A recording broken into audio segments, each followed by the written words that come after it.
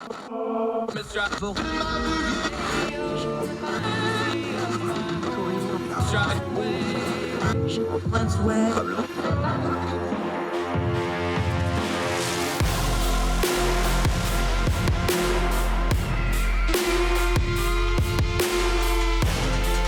your host, Andrew Donaldson. This is Heard Tell. It's a Monday. Aren't you excited? It's Heard Tell Show. February the 7th, year of our Lord 2022 rolls on, getting close to things like Valentine's Day, getting close to things like President's Day, getting close to things like the Super Bowl coming up next weekend. Exciting time to be here. Glad you're with us. A lot to cover today. We're going to get into this Amir Locke story up in Minneapolis, yet another shooting that's going to have a whole lot of conversation around it. Great story to end the program with. Philadelphia Eagles NFL player taking a young lady in Texas to a daddy-daughter dance after her father and grandfather both passed away. Heartwarming story there. If you want a cookbook in America, we got a little bit of bad news for you. They aren't coming. We'll get into that story a little bit later. But first, we want to reset our guest today. We covered the story last week. The VA system, Blue Water Vietnam vets, the paperwork backlog, the personnel issues at the PRCR that they are not getting the paperwork they need. All of those issues. We have the author of that piece, well-known author, has written 2 best-selling books, has been all over media, Ashley Merryman. She is on the program today. We're going to rehash that VA story, get into it a little bit, and dig into those very important issues, personal issues for me. I'm a VA patient. I'm a veteran, something I feel strongly about. She's got great information for us. Do not miss that. Ashley Merryman on the program today. But let's start with some of the big news at the end of the week that trailed into the weekend. I'm not going to spend a lot of time on this because we're going to be talking about it all year. Mike Pence came out and said that President Trump was wrong for trying to get him to not certify the election. We know all the circumstances that happened. We know about the riot at the Capitol. We know inside of that riot, there was some bad actors that really thought they were going to overthrow the government. We know there was a mass amount of people at the protests outside that probably just got caught up in it. It's a very complicated thing, and all of it is wrong. Every bit of it is wrong. There's layers of wrong. The criminal justice system has 700 some charges out on people that are various levels, from nuisance things like trespassing and being in a building you're not supposed to violence and heavier sentencing like that. We'll parse all that out some other time, but Mike Pence has come out and made these comments. So the question is, why? Let's start on the right hand of the spectrum. Our friend Ala Pundit over at Hot Air, he wrote it up this way. But anyway, what do we think Pence is up to here? You can find the comments yourself. We're not going to rehash them here. And Trump himself released a statement, as you can imagine, not being super thrilled with Mike Pence. Anyway, Ala Pundit writing in Hot Air. The Chatterati will read it, I'm quoting here, as a signal he intends to run for president in 2024, and there's probably truth to that. Pence needs to disentangle his own political brand from Trump before he can run, and today's speech certainly did that. This is from the 4th. But I don't think it's motivated primarily by ambition. He knows this argument is a loser with rank and file Republicans and that Trump will attack him for it. Typically, if you want to be president, you don't say stuff that's sure to antagonize your base. I refer to Occam's razor's explanation. He reaches the end of his patience with Trump's endless caterwauling about the election in January 6th, bad enough that a Trump-inspired mob would have to come after him today in the Capitol chanting, "Hang Mike Pence," but Trump clearly feels no remorse about it and continues to insist that he, Trump, was the ultimate victim. If only Pence had found the courage to do the incredible, stupid, illegal, and country-destroying thing Trump wanted him to do, everything would have been fine. Pence is finally fed up. It goes on to detail how his inner circle and Pence himself is cooperating with the January 6th committee. But here's the nut of this piece down at the bottom. If you like, this is Ala Pundit writing in Hot Air from, of course, from the right-hand side of the political spectrum. If you like, you can view that in terms of cynical political self-interest. This may be Team Pence is calculating that the more damning the committee's findings are, the more politically damaged Trump will be and more inclined Republicans voter will be to search elsewhere for a 2024 nominee. But I find that far-fetched, beginning with the fact that there's nothing so damning the committee could discover that it would realistically scare GOPers from Trump. They could have testimony that Trump himself wanted to see Pence hang for refusing to overturn the election, and the average MAGA media response would be, well, at least he fights. More likely, I think, is that Pence is punching back at Trump and his team is cooperating with the committee because they've just had enough. They witnessed firsthand a coup attempt that could have very plausibly led to Pence being murdered, and the guy responsible for it not only doesn't care, he's conniving to try something again in 2024 if he loses that election too. They've reached their limit. Finally, I hope Mike Pence's testimony before the January 6th committee is televised. That's Alapundit writing in hot air. I don't completely disagree with him, but I disagree with him on one point. I respect Alapundit. I've been reading him for a long time. I don't agree with him on everything, but I always respect his viewpoint. I don't think he's completely wrong, and he may be completely right here. I may be wrong, but this is not my read on it. Mike Pence hitched his political wagon to Donald Trump. Now, Mike Pence is not a stupid man. He's a very smart man. If you do any kind of homework on Mike Pence, he's very calculated. He's very careful. He's supremely self-disciplined, to the point that people make fun of him about things in his personal life, like not being alone in rooms with women and elevators and things like this. So you cannot tell me that a man that is that disciplined in his life didn't know exactly who, what, and how Donald Trump operated when he hitched his political star to it. He made a political calculation that this was going to further his political career. That's just the facts of it. If he was very offended by what happened on January 6th, he could have done any number of things then or in the years since then to protest it. Donald Trump, remember, had cabinet members resign that day. There was other people who quit in the subsequent days. Mike Pence has had a year to make his feelings known on this, but he waited until just now. Why? He was speaking to the Federalist Society. He was speaking to a core group of Republicans. This was all calculated, politically calculated. Now, why would he do that? I do think he's going to run. He doesn't have anything else to do. And even if he fails, it at least gives him, some fundraising stuff, gives him something to do, gets his profile raised. He can write another book, can give him opportunities going forward. He's going to run for president. And this is step one in it. So I disagree a little bit with Alapundit here, and I'll take that hat. I'm cynical.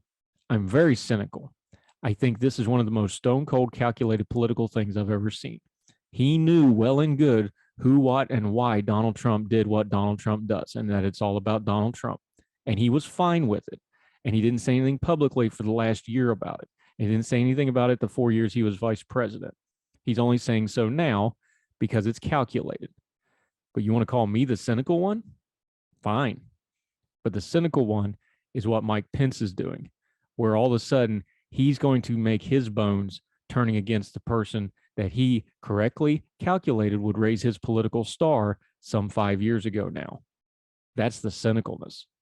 And in my opinion, my humble but accurate opinion, people that cynical, that calculating, probably shouldn't be anywhere near elected office or holding political power. We'll do more Herd Tell right after this.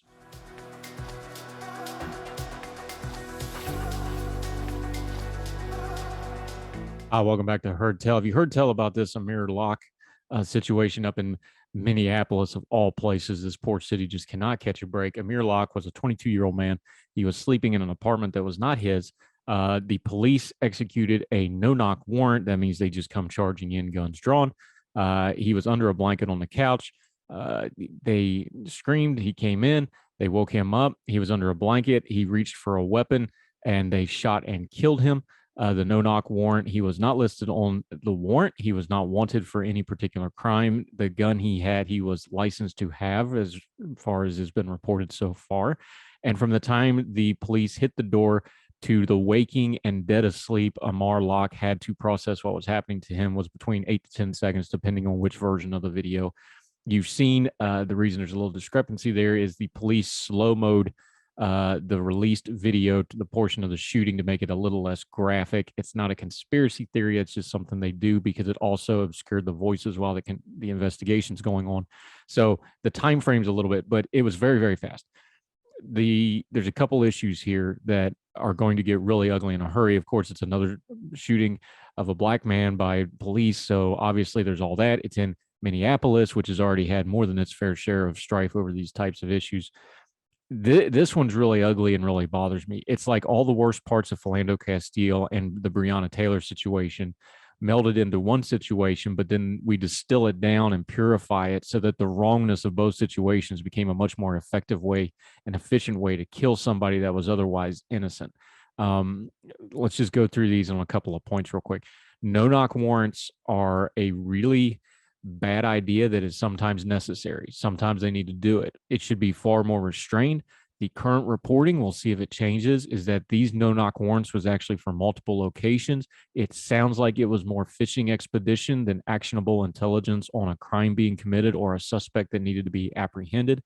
No-knock warrants should be very limited. They should be very specific, and there should be a very, very high standard to get them approved. The city of Minneapolis has come out and said they are no longer going to approve those while they review things. They have said that before. Other cities have said that before, and yet that tool's right back in the tool bag. Again, I don't think you blanket ban them because there are certain situations where you need that.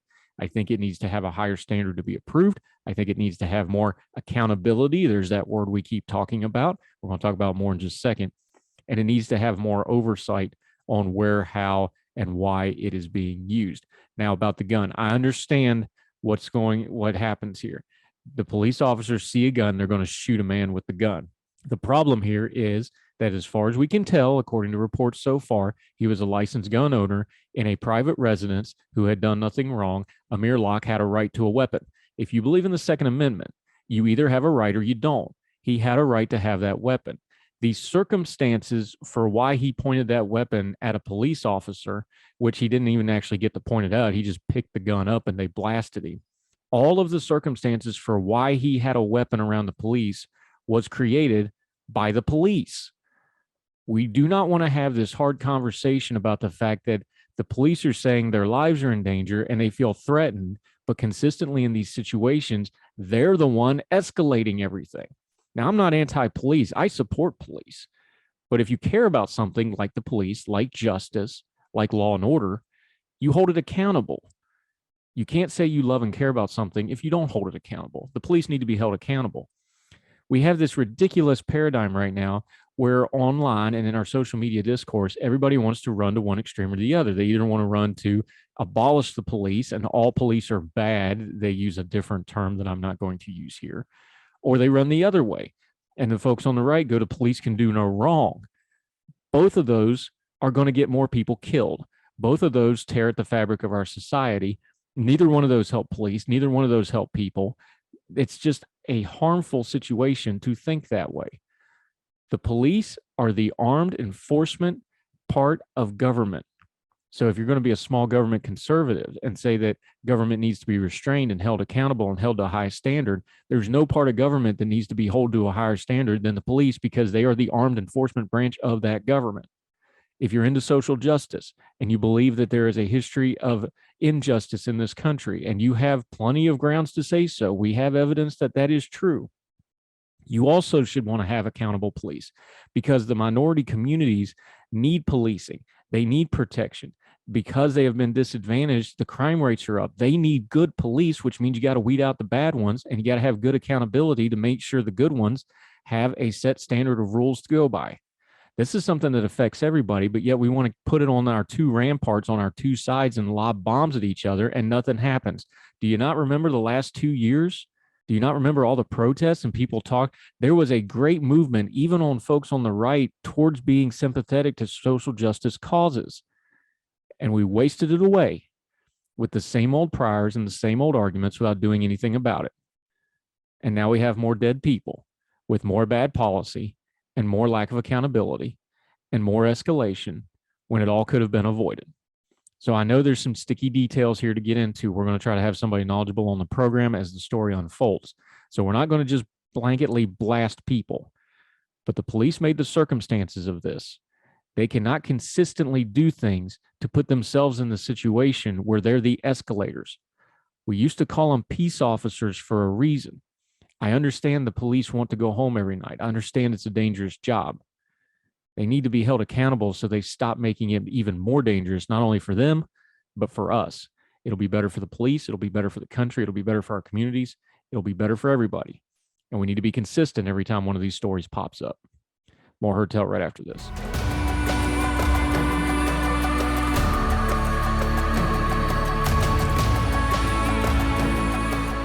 Welcome back to Heard Tell. Thrilled to have her. We covered this story a few days ago. We're going to get into it. Extensive, impressive resume. She has not one, but two New York Times best-selling books. Talks a lot about human behavior, but this is going to be a little more personal to her. Ashley Merryman, how are you, ma'am? I'm great. Thank you for having me. This is definitely a very personal thing for me. So thank you for letting me talk about it. Let's just start right there because, bias is on the table. I'm a VA patient. I'm a veteran. Why do we have, because you've written so much about human behavior, you've written these books on it, you've lectured on it, you've talked about it. Why do we as a nation have this cognitive dissonance when it comes to the Veterans Affairs stuff? Because it's almost like we understand the numbers, 9 million veterans in the healthcare system, 15 million veterans in the whole country. And yet we treat it like it's the DMV or the IRS. Why do you think that is? Whew, that's a fantastic question. I don't think there's an easy answer. And I also think that we can sort of bifurcate it into two different things. One is the public presentation and the public's understanding of it. And one is the actual people involved in the VA bureaucracy, whether it's veterans or people who are working at the VA or Congress funding it. So I think we kind of have two different things going on here, right? One is that the public just doesn't know how badly things are going for the VA and how difficult it is. The idea is, oh, well, we should take care of our veterans. We do that. Oh, thank God, because otherwise I would have been worried. And so occasionally there'll be a scandal, you'll have, Jon Stewart make some headlines. But, day to day, we think there is an entity that is supposed to take care of veterans, and we don't expect that it's not doing their job.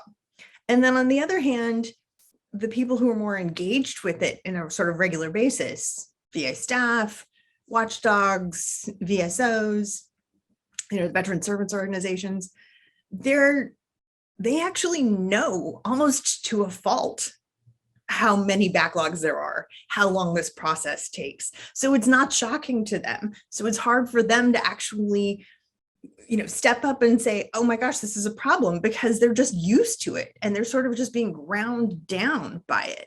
So I think that there's those two things going on. And also, when you were saying exactly about the numbers, I think that works to our disadvantage in this case. Because when you start talking about people in the millions, my brain can't handle that. My brain understands that I have friends who are veterans who are having a problem. But once you sort of start scaling up the conversation in terms of the numbers, when we're talking again about the sort of human performance, it becomes a good and a bad news story. It's a good news story in terms of, hey, this is an important issue. Look how many people this impacts. And it's a bad news story because once you're starting to talk about that many people, it's hard for me to understand that it's actual people and that it's actual people's lives. So we have to have some way to change the conversation to remember that these are people and what the impact is. We're talking to Ashley Merriman. You did exactly what I think is the way to do that. When these stories do break through, it's because it's a personal story. It's a story about a person, not about a number, not about the case number, not about trying to get their final determination. And you went really personal. You wrote in militarytimes.com a piece, and just the disclaimer, Military Times is not actually affiliated with the military. That's just what it's named and targeted towards. Bureaucracy is failing blue water Vietnam veterans. And you told the story of a blue water Vietnam veteran, and it's a personal story directly related to you. And that's how you tried to cut through the noise to get to those items, like how the records keeping and those things are preventing these veterans from getting care. Right. Well, the story you're talking about isn't just anybody, it's my stepdad. And my stepdad joined and in a time when the draft was out there, but you could kind of get out of it, right? You could get married or go to college or just say, yeah, I don't feel like it. So they weren't really actually like hauling people off to jail if you refused to go to the draft. And this was in 1961. But my stepdad actually grew up the son of a World War II veteran who parachuted into Normandy, and he wanted to join the military. He wanted to be a patriot. So he joins the military. Again, this is in 61. Kennedy just got elected. No one knows about Vietnam. There's somebody says, oh, we're going to have some advisors somewhere, whatever. But a few years later, he's on a Garrier deck and now Vietnam is really becoming, a national, international crisis. And, he's washing Agent Orange off of helicopters and planes and sleeping on the deck with the soaked Agent Orange towel as his pillow, waiting for the next group of helicopters to come in. And, and he leaves in 1966 and walks out, and there are protests in the street. His dad had parades and dancing and joy. And, he and his, and I've never asked him because I don't want to really push him on how much direct pain was this inflicting to you. But, he and his peers were spat on. They weren't helped. So you have this man who loves his country, served his country honorably, and he can't get his benefits. He never even knew he was entitled to any veterans benefits until about 4 years ago, when I said, Dad, you can actually get, a discount for your state driver's license and things like that. He had no idea. And so we started this application process, and it has just been a nightmare. It's just been heartbreaking. And he's not the only one, obviously. But unfortunately, I think his experience is all too representative, especially of this class of veterans. Yeah, it really is representative, because you used a great image in your piece talking about that classic scene from the end of Raiders of the Lost Ark, where they put the Ark of the Covenant in this, endless warehouse. Part of the problem here is the system has gotten overloaded because we now have a digital VA benefit system, but the Vietnam era vets who are flooding into the system trying to get benefits, because many of them are getting elderly, they're getting more towards the end of their life, and they need more care. They're retired. They need financial care. They need health care. Their records are all paper. Their records are, in a lot of ways, especially the Vietnam era guys, incomplete. And the records they do have not been properly maintained, especially in the COVID area the last couple of years. And you touch on that in the piece. And that is exacerbating an already overworked, under-efficient system. Yeah. Well, I call it a tale of two backlogs. It was the worst of times, and it was the worst of times. You already had this existing VA backlog, famously existing VA backlog. And so my dad was a sailor serving on this carrier. He never put boots on the ground in Vietnam. So even though he had physical contact with Agent Orange, the statutes that allowed him to have benefits for it did not apply, because you had to have boots on the ground to have this sort of automatic assumption that, and if you had this diabetes or things like that, that it was related to Agent Orange. He had to prove that he was exposed to Agent Orange, and then he has to prove that his diabetes is related to his Agent Orange. There are no records of him sleeping on Agent Orange towels, right? It was just something you had to do at the time. So this is a really hard burden. And so Congress, and there have been multiple laws people have been debating, court cases trying to get these, what they call blue water veterans, the veterans who served in the Vietnam War but didn't have boots on the ground. They were serving on ships, they were serving on planes, and it estimates around like 560,000 Navy and Marines at the time. So finally, as of January 2019, they were allowed to actually start having applications to get this new eligibility. And so the flood of applications starts going, and then COVID hits. So now VA offices around the country shut down. People can't go into the office to file things. They can't go to get documents. And at the same time that the VA is shutting down and they're trying to transition to telework, and they're canceling 325,000, well, they didn't cancel that many, but 325,000 veterans end up being on waiting lists for medical exams. And at the same time as that's happening, what you were saying in terms of that Raiders of the Lost Ark, the National Archives Office that keeps military records is sort of in a suburb of St. Louis or nearabouts. And they have 56 million paper military records going all the way back from the Spanish-American War. They shut down too. So traditionally, the VA asks for records to confirm veterans, And then veterans themselves also ask the records because they're trying to submit as complete a package when they're doing their application for benefits as possible.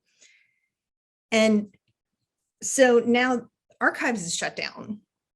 And now you start getting these two parallel and I kept saying that they're like my dad and a bunch of his classmates are stuck in this middle of this Venn diagram of bureaucracy, because you had the existing VA backlog, and then you had the COVID VA backlog, and then you had the archives COVID backlog. And for about, I think 8 or 9 months, my stepdad would call and say, what was the status of his file? And they would say, oh, we're waiting for documents from archives. And he'd say, what documents? Maybe I have them. No, it's fine. We're getting them from archives any day now. They never once, in all of the times he called, and he was calling hundreds of times, they never once told him what he was missing. And they never said, oh, by the way, archives is closed. And he had to find out because of a veterans chat board. And they were like, God, Ray, your documents aren't coming. Veteran archives is closed. So he goes back to the VA and he says, is archives closed? And they said, yeah, that's why your documents aren't here. And he's like, well, will you tell me now? And he's like, yeah, we're missing your ship logs. He's like, I have them.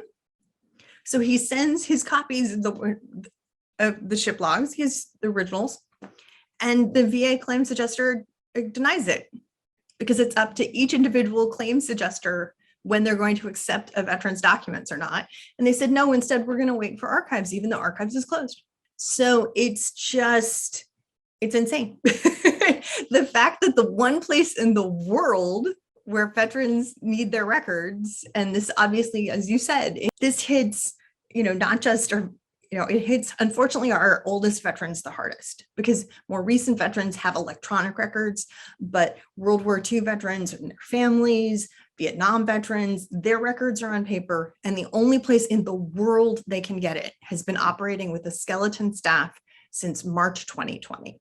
Talking to Ashley Merryman, we're going to dig into more of why the bureaucracy is really the problem, the access to care to VA, and she's going to contrast it with some current news and events related to COVID and how that shows that the wheels of government can turn plenty fast when they want to, and ask the question why they aren't for our veterans.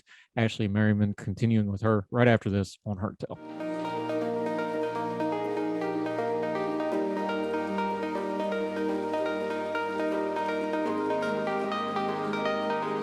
Welcome back to Heard Tell. We're talking to Ashley Merryman.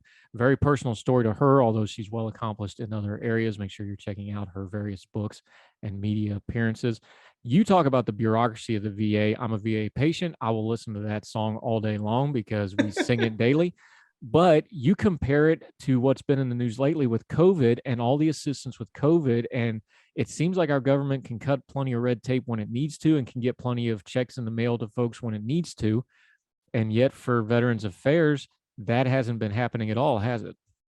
No, and that's the part where this sort of kills me the most, because I'm well aware that this is not a new problem, and that for decades, the expression that veterans, which I know is delay, deny till you die, right? This is not a new expression. But what really killed me is that, okay, archives is closed. Again, the tale of two backlogs. And while archives is closed and the VA is having its exploding backlog, in the civilian sector, COVID relief is getting easier and easier and easier to get. So rent assistance. All you need to get emergency rent assistance is to fill out a form saying, I don't have any paper to prove I need rent, but this is how much I need. I don't have a copy of my lease. I don't have anything at all. And why is it that easy? Because the federal government actually requires that the application is that easy.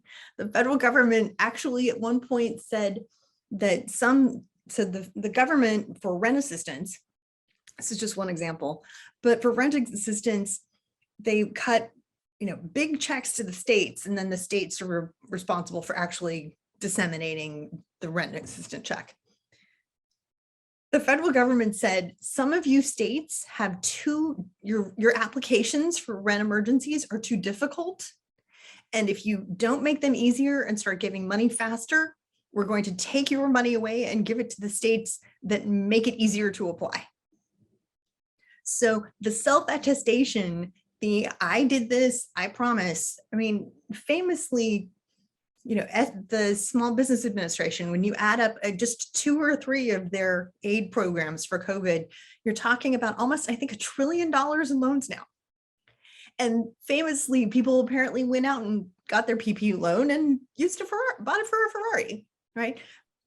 But it's all self-attestation. There's no independent verification. There's no requirement for documents for so many of these programs. And yet the VA didn't give any sort of COVID pandemic relief for the veterans, even though my dad's only document who could prove his service and eligibility for Agent Orange aid was locked in an archive that was closed. It didn't matter. And to me, that's the part where I'm like, oh, okay, so the wheels, I wrote this in the article, the wheels of government can go fast if it's a priority, but our veterans aren't a priority. And that's just the brutal truth. I mean, the IRS was able to send out 90 million stimulus checks within a week, 1 week. My dad's file was not opened for 11 months, not even looked at. Yeah, and what makes it so brutal for the veterans is folks may not realize until you have a rating in that final determination letter and you can print out your own letters from the VA, you get nothing. You have no rights, you have no nothing. They will back pay it. Just to be clear here, they back pay it to when you first filed. But I know a case in Durham personally where they just back paid this guy like 2 years ago from 63. Like they're just, oh, well, you'll get it on back pay. But when these guys are in their 70s and 80s, or they have a serious health condition like you're talking about, yeah, the government's like, well, we're going to clear the backlog by 2024. Tell a 78-year-old vet that's got cancer and stuff that, hey, we might get this fixed in 5 years, just ain't good enough. Right. And I think, and to be fair, I guess, let's be fair. The VA and the archives have done things to make the situation better. Congress has appropriated money to let the archives scan a bunch of these paper documents, but archives has been really clear that it'll take 18 to 24 months to clear the backlog after they reach 100% staffing. They haven't been at 100% staffing since March of 2020, and there's no end in sight. They're back at 25% staffing. The VA has got money. They announced they were going to hire 2,000 new claims adjusters, but they waited to announce that they were going to hire them until the backlog had already almost tripled. It was 75,000 in March 2020. It's now 260,000. And it wasn't until 200,000 that they said, hey, maybe we should hire people. And so what's happening is the steps that the institutions have been taking, remember, and I talked earlier about, where's the focus, is the money for the bureaucracy. Well, we'll hire more staff, and then it'll take a year to hire the staff and months more after that to train them. So we'll actually have them working, and they're not clearing the backlog by 2024. That's not the goal. The goal is to reduce the backlog to 100,000 in 2 years, which is still 25,000 more than it was in March 2020, right? Yeah. So, but what my argument in the article is, why don't we just help the veterans now? And there are easy things we could do to help the veterans now, right? We could, you were talking about the final determination, and it's binary, it's all or nothing. My stepdad gets not $1 of disability benefits until his final determination. It's already been 3 years. It could be days, it could be months more. There's no dispute that he is a disabled veteran. Disabled veterans get at least 150, it's annually adjusted. This year, it's $152 a month. Why don't you just start cutting him that check? You can give him more later. What you were saying in terms of they need the money now is exactly right. My dad's 78. He started this in 75. And when he was 75, he thought, wow, I could use this money to come visit you, Ashley. This would be great. I'll pay some bills, and maybe if maybe we can, see each other for Christmas. Now he's saying, I'm 78. I may not get this until I'm 79 or 80. What he physically can do, what he needs for this, is going to be different. And it's not just him. There's lots of very elderly people who should not be waiting 5 or 10 years before they get a dollar. Again, especially when COVID is handing out small businesses home loans, waiving student loans for completely honor system. So why don't we do that for our veterans? And there's also a trickle down effect, right? You mentioned the disability rating. Everybody focuses on the VA. If you have a disability rating on the federal system, the states give you discounts. The states give you tax write-offs. The banks give you veterans home loans. You're not eligible for any of that till the feds do it. So what we need, why don't we have an IOU? Here's my copy. I don't have the original document. Here's the receipt of when I applied at archives. I am a veteran. If I'm not a veteran and you find out later, you can get the money back and throw me in the pokey, right? Yeah. It doesn't sound hard when that's exactly what we're doing for the civilians, right? Give them a way to self-attest. It can be time limited. It can be an IOU. There's lots of different ways to figure it out. Just start cutting those checks for minimums. It's not everything. That's fine, but it's something. And I understand. I mean, I've thought about this a lot, obviously. 20 years ago, or heck, maybe they were writing this 40 years ago about that's nothing until the final determination. Well, 20 years ago, 30, 40 years ago, that made sense, right? Because it was a person with a paper and a typewriter actually doing the math to figure out how much money you deserved. But now it's all computerized. Now we can alter the amount of money you're getting with literally a couple keystrokes. It's not going to be so burdensome on the VA to give people a floor and then build from there. And again, it's these kinds of things. We did all of this. We took all of these opportunities to help civilians during COVID, but we haven't done the same for our veterans. Yeah, and we've been advocating too about things like waiving the 30% disability to get free VA care in the VA system. You can waive that while they're processing, and you can always go back and fix it later if you need to, but almost all those guys will clear 30% later on. Let's wrap this up by going back to where we started though. We have, with the technology we have people who have ability to do their own media now.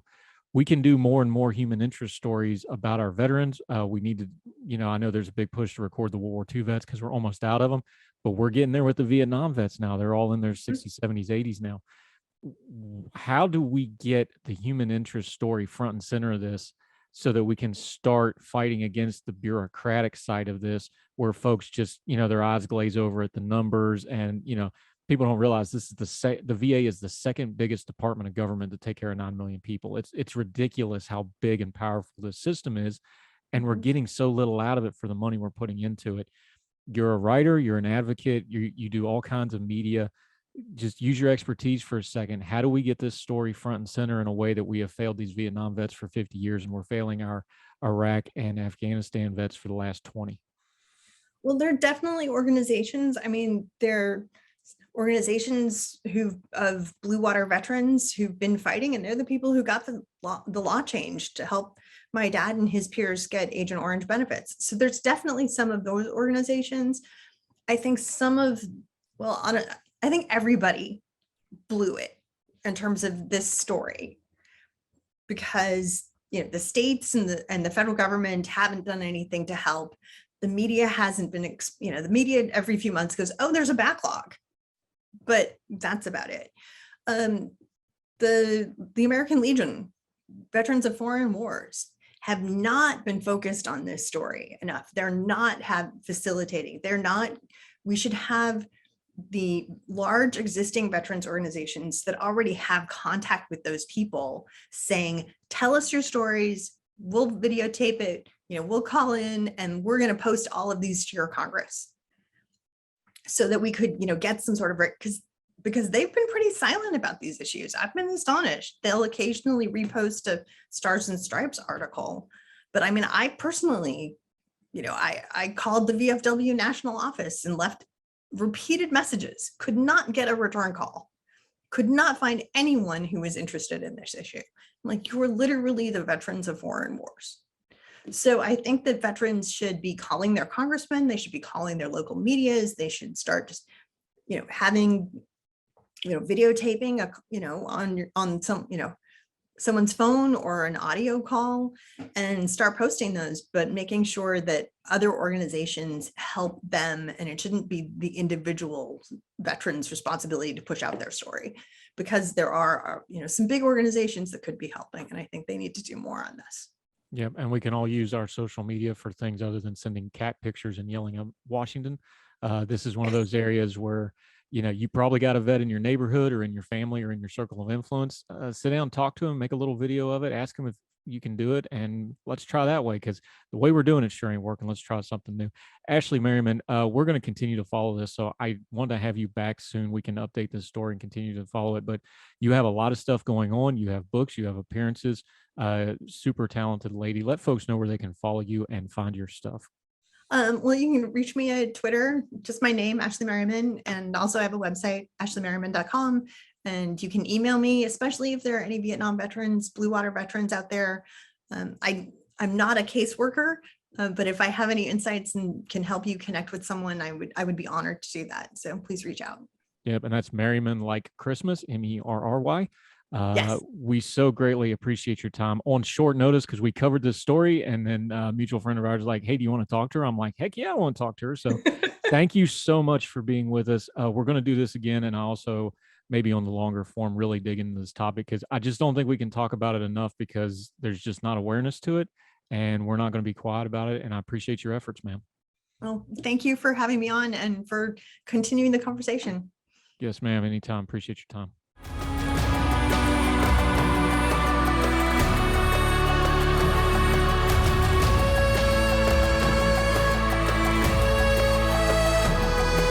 Welcome back to Heard Tell. I'm Andrew Donaldson. Thank you so much for joining us, however you're listening or watching. Sure, appreciate you being with us.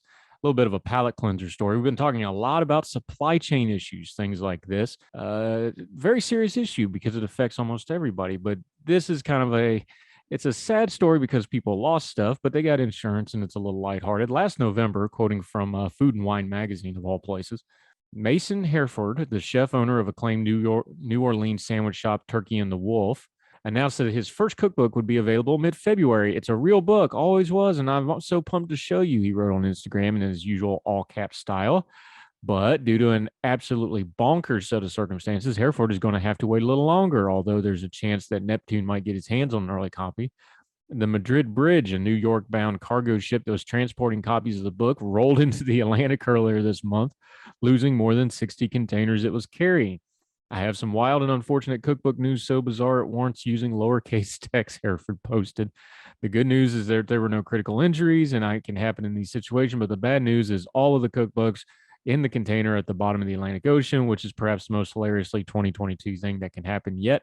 According to the freight industry publication Lodestar, the Madrid Bridge was south of the Azores when a large ocean swell and 22-knot winds caused the ship to roll significantly. The outlet reported 65 containers fell overboard and an additional 89 containers were damaged.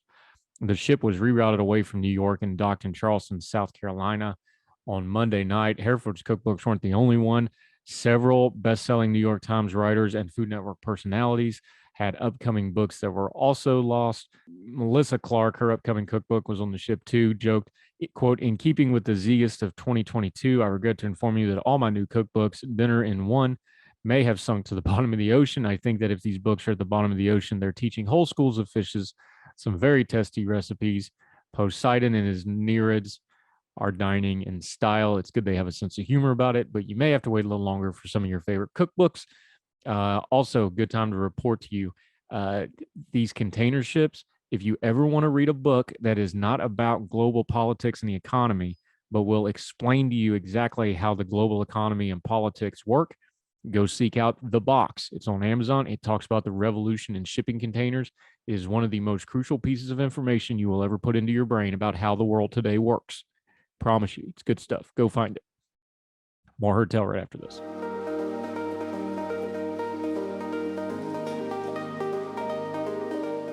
Welcome back to Heard Tell. We always like to end on a good note, a happy note, something uplifting. This one's great. Out of the great fighting city of Philadelphia, if you remember the old Rocky intros, Philadelphia Eagle safety Anthony Harris did a good deed last weekend. He escorted 11-year-old Audrey Soap of Texas to a daddy-daughter dance. Now, Soaps tragically lost her father and grandfather last year. She's a huge fan of Harris, so her mother, Holly, reached out to see if he would be willing to escort Soap to the dance. Soap and her mother spoke with Eyewitness News about the experience on Wednesday morning. Quote, I was super nervous, but I was also super excited. And I was like preparing myself all week because it was going to be fun, but I was super nervous. I didn't know what to say. Holly said she reached out to Harris about 6 weeks before the dance, but he was unclear if he would be able to make it due to the Eagles making a run at the playoffs. Luckily for Soap, the Eagles got demolished. I don't know if Eagles fans are going to share the good-natured feel of this story after this point or not, but them's the breaks when you support the Birds. Back to the piece. The Eagles got demolished in the first round of the playoffs by the Tampa Bay Buccaneers, which made Harris available to attend the dance. Sorry, Philadelphia fans, but you're used to it. All of it was just a fairy tale and amazing, Holly said. Holly said a representative from Harris's foundation contacted her after he agreed to attend the dance, and he paid for Soap's dress, shoes, makeup, and everything else. Even though Soap was nervous during the dance, she said Harris made it a really nice time. He was so nice. I was super nervous. He made it feel less nervous of being around him, and it was really fun as the night went along. It got a lot less awkward. Every time I think he could see she was getting nervous, he would just engage conversation with her, Holly said. Good on him. Anthony Harris, Philadelphia Eagles. A lovely story to end this Monday on Heard Tell. Like we always like to do, the good parts of humanity. It's important to talk about them too, not just all this crazy stuff. So that's going to do it for Heard Tell. Another week started in the books. We've got a lot going on. There's a lot of stories y'all are reaching out, wanting us to cover, and we're going to. We are reaching out to people that actually cover these stories locally, like the Ottawa thing, the truck thing. We're reaching out to get some people on the ground there to discuss it. And other matters, the economic news, we're working to get a few people in to do that.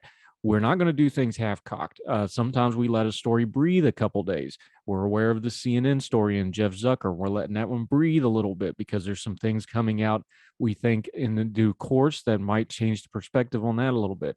So keep with your suggestions, sending them in. We will cover the story. Sometimes we'll wait a day or two to do it. Sometimes we're waiting to get a knowledgeable guest on to explain it to us, because I don't know everything either, and I'd rather get information from a good source so that you get information from a good source. That's how we do things on Heard Tell.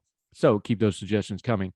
heardtellshow@gmail.com. Send us an email at Heard Tell Show on the Twitter. You can get a hold of us that way. You can even leave comments. The Facebook feed for Big Talker FM, you can always leave a comment on that. We will answer you and get back to you. Also, the YouTube page. If you're watching on YouTube, you can comment, interact that way. All of the podcasting platforms, iTunes, Spotify, however you're listening to us, they have an ability to leave a comment and a rating. We'd sure appreciate it if you did. It lets people know our program is worth checking out.